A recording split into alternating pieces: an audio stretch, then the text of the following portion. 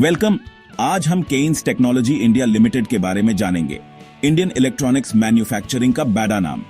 ये cars, medical device और railway signals के लिए इलेक्ट्रॉनिक सर्किट्स बनाते हैं। केन्स बड़ी बड़ी ब्रांड्स के प्रोडक्ट्स के लिए दिमाग बनाता है। इसकी शुरुआत रमेश कुन्हिकन्नन ने 1988 में मैसूरू से की थी।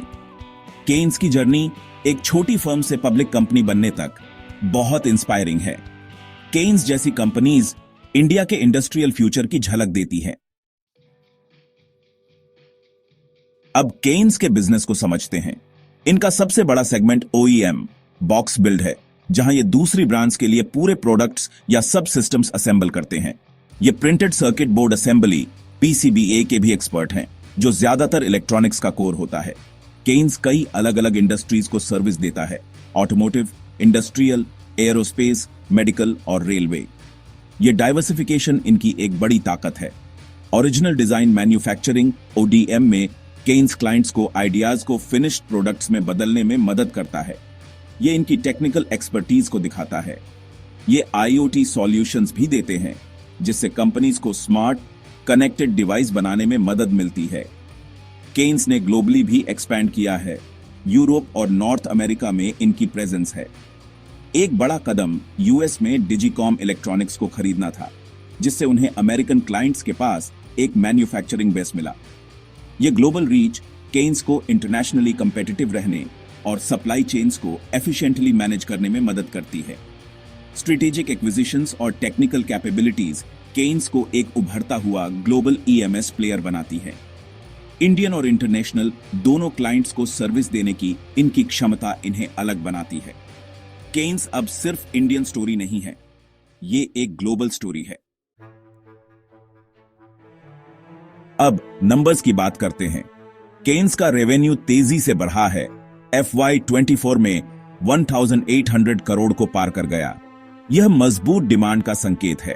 प्रॉफिट भी बढ़ा है। नेट प्रॉफिट 180 करोड़ से ज्यादा है और अर्निंग्स पर शेयर भी BRH आ रही है। ROE और ROC जैसे कि रेशियोज हेल्दी डबल डिजिट्स में हैं, जो कैपिटल के एफिशिएंट यूज को दिखाते हैं। कर्ज का लेवल रीजनेबल है, जिससे फाइनेंशियल रिस्क कम रहता है। मार्केट केन्स को प्रीमियम वैल्यूएशन देता है, जो इसके हाई PE रेशियो में दिखता है। इन्वेस्टर्स फ्यूचर ग्रोथ पर दांव लगा रहे हैं, क्योंकि केन्स एक तेजी से बढ़ते सेक्टर में मजबूत पोजीशन पर है। हालांकि हाई वैल्यूएशन का मतलब है कि स्टॉक किसी भी नेगेटिव सरप्राइज के प्रति सेंसिटिव है। कंपनी की ग्रोथ प्रोस्पेक्ट्स और गवर्नमेंट सपोर्ट से ऑप्टिमिज्म बढ़ता है, लेकिन याद रखें, प्रीमियम स्टॉक्स में उम्मीदें भी ज्यादा होती हैं और रिस्क भी। केन्स को इंडिया के इलेक्ट्रॉनिक्स मैन्युफैक्चरिंग वेव में एक लीडर माना जाता है। इंडिया में EMS सेक्टर तेजी से बढ़ जा रहा है। ग्लोबल सप्लाई चेन शिफ्ट्स और गवर्नमेंट इंसेंटिव्स की वजह से इंडिया को चाइना +1 स्ट्रेटेजी से फायदा हो रहा है, जिससे ग्लोबल मैन्युफैक्चरर्स अट्रैक्ट हो रहे हैं। प्रोडक्शन लिंक्ड इंसेंटिव्स PLI जैसी स्कीम्स इंडियन कंपनीज को ज्यादा कंपेटिटिव बनाती है। डोमेस्टिक इलेक्ट्रॉनिक्स इकोसिस्टम बढ़ने से केन्स को फायदा होगा। चलिए एक क्विक स्वॉट एनालिसिस करते हैं। स्ट्रेंथ्स, डाइवर्स बिजनेस मॉडल, मजबूत क्लाइंट रिलेशनशिप्स और टेक्निकल एक्सपर्टीज। वीकनेसेस, कुछ बड़े क्लाइंट्स पर ज्यादा डिपेंडेंस और सिग्निफिकेंट वर्किंग कैपिटल की need. Opportunities, electric vehicles, 5G और डिफेंस में बढ़ती डिमांड, साथ ही सरकार का सपोर्ट। थ्रेट्स, कड़ी कंपटीशन, इंडस्ट्री साइकिल्स और रैपिडली चेंजिंग टेक्नोलॉजी। केन्स को आगे रहने के लिए लगातार इनोवेट करते रहना होगा। फ्यूचर ब्राइट दिख रहा है, लेकिन चुनौतियां अभी भी हैं। केन्स इंडिया की इलेक्ट्रॉनिक्स ग्रोथ वेव का फायदा उठाने के लिए अच्छी पोजीशन पर है। अब रिस्क की बात करते हैं।